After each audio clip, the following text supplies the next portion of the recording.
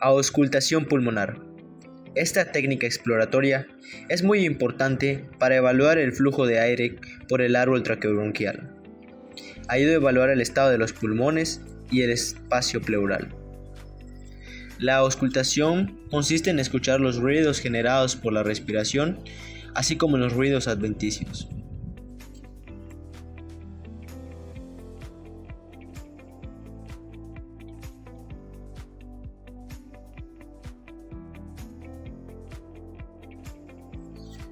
Una vez colocado el estetoscopio de manera correcta y comprobado su funcionalidad, procederemos a la exploración de los campos pulmonares.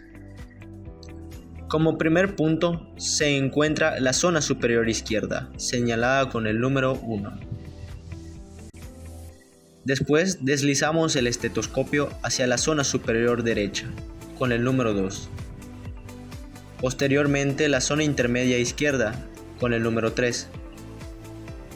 Seguidamente de la zona intermedia derecha, con el número 4. La zona inferior izquierda, con el número 5. La zona inferior derecha, con el número 6. La axila izquierda, con el número 7.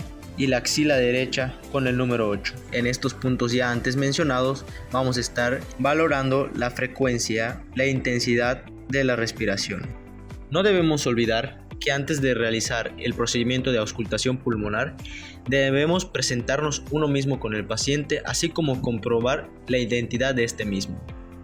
Se debe efectuar la higiene de las manos y se siguen los procedimientos adecuados para el control de la infección. Antes de realizar el procedimiento se debe proporcionar intimidad al paciente. Debemos valorar la profundidad, el ritmo y el carácter de las respiraciones, esto mediante la auscultación. Se debe documentar la frecuencia, la profundidad, el ritmo y el carácter de las respiraciones del paciente que hemos valorado.